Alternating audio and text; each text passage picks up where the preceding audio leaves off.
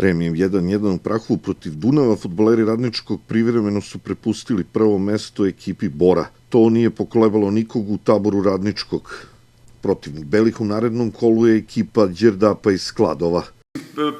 Prema onome što sam ja video, to je ekipa koja se otprilike negde takmičarski ponaša, koja uglavnom igra na gol više, koja u dosadašnjem delu prvenstva to su dosta tesni rezultati, imaju brze igrače u napadu i onako u tranziciji pokušavaju da se brane, znaju da stave i blok, skroz korektna ekipa koja za razliku od prošle godine recimo, pa čak i preprošle, ima bolji roster, koja je ove godine uradila malo bolji posao što se tiče igračkog kadra i svakako je derbi. Šef stručnog štaba Stanković ističe da ni činjenica da su beli u Prahovu izgubili 2 boda nije na psihološkom planu poremetila njegove igrače. Moment sam posle utakmice gde je šok kod igrača bio izraženiji, ali prosto mi pokušavamo da im stavimo do znanja da se radi o igri u kojoj su svi rezultati mogući, gde dođe takav dan.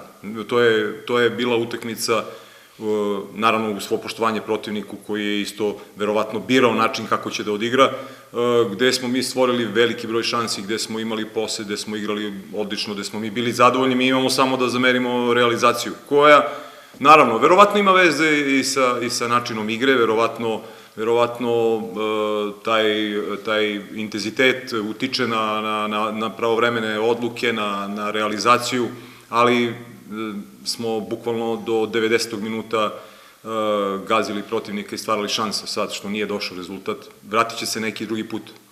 Stameni štoper Petar Vojinović kaže da se naši igrači ne obaziru na ishod iz Prahova. Protiv Đerdapa očekuju novu pobedu.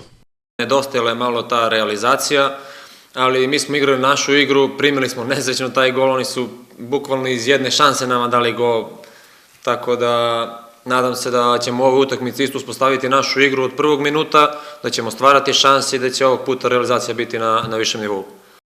Vojinović uz dobre igre na svojoj poziciji štopera sve opasniji i pred protivničkim golom. Nada se da će biti efikasan. Pa nadamo se da ćemo i pre svega ja u ovoj utakmici postići gol posle nekog prekida, da bude to sve kako treba.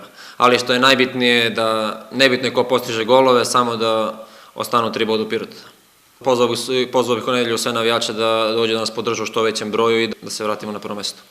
Utakmica